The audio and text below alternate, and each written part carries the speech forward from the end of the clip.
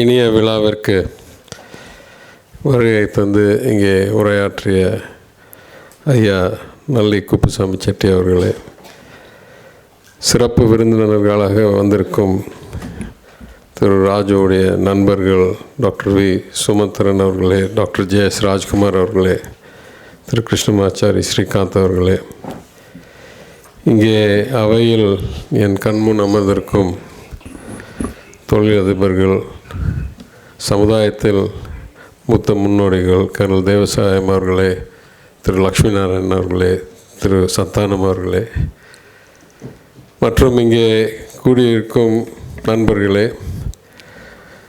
குறிப்பாக திருமதி ராஜு அவர்களே, திரு ராஜு வெங்கட்ராமன் அவர்களே, அவருடைய குடும்பத்தினர்களே, நண்பர்களே, உங்கள் அனைவருக்கும் என் மாலை வணக்கத்தை தெரிவித்துக் கொள்கிறேன்.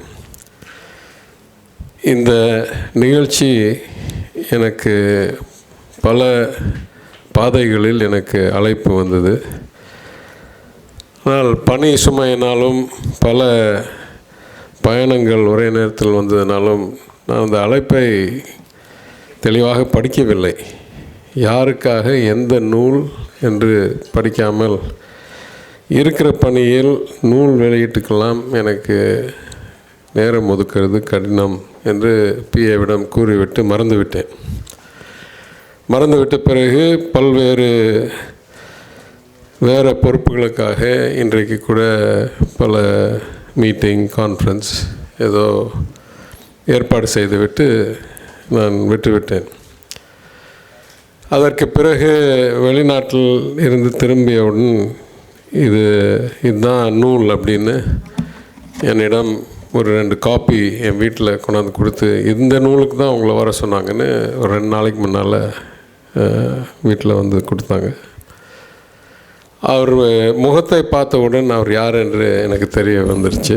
ஏனென்றால் நான் அவரை சந்தித்தது ஒரு நிகழ்ச்சியில், வேறு ஒரு நிறுவனம் நடத்தும் நிகழ்ச்சியில் விருந்தினராக சென்ற பிறகு வெளியே வந்தவுடன் அவர் என்னை சந்தித்து, நான் திருமதி ராஜியோட கணவர் என்று அறிமுகம் செய்தார். ஏனென்றால் அந்த நிகழ்ச்சி அவர்களுடைய தலைமையில் ஃப்ளோ நிறுவனத்தினால் நடத்தப்பட்ட நிகழ்ச்சியில் நான் பங்கேற்றிருந்தேன். அப்போ உடனே நான் நினைத்தேன், இது திருமதி ராஜியோடைய கணவர் என்று தெரிஞ்சிருந்தால் அன்றைக்கே நான் சரின்னு சொல்லியிருப்பேனே. இருந்தாலும் இந்த நூல் எனக்கு ஏன் மிகவும் விருப்பமாகவும் மகிழ்ச்சியாகவும் இருக்குது என்றால், உதாரணம் முக்கியம், தேவை. எதெல்லாம் நம்ம இது வரைக்கும் அனுபவிக்கலையோ இல்லை நம் கவனத்துக்கு வரலையோ அதற்கு மேல் நம்ம ஒரு இமேஜினேஷனோடு இருக்கிறது கடினம். A lot of things depend on exposure. What you see, you imagine beyond what you see, but you're somewhat limited based on what you have seen, what you have experienced. அந்த வகையில் such successful entrepreneurs who have been across multiple fields, multiple industries, multiple countries and been hugely successful, of course are inspiring and should be written up and will serve great value for the younger generation. It's even more so because we are in a country at this point where, as Thiru Raju said, the potential is immense. The macroeconomic shifts around the world. I happened to be on a flight with Thiru Santhanam a few weeks ago, and we were talking about the opportunity set for India in the ending of the China trade that drove the global economy for 30 years or so. So, with such opportunity ahead of us, it is impossible that only governments or only large organizations will create enough jobs. We need a lot of entrepreneurship, we need a lot of independent thinkers. As he said, we need a lot of innovators.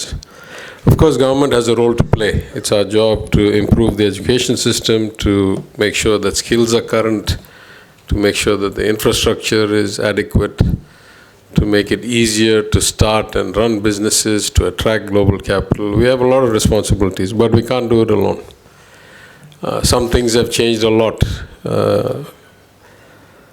going back to 1991 and the lack of 10,000 square feet. Last year, for the first time in Chennai's history, 11 million square feet of new Class A office space was leased in 1 year, 11 million square.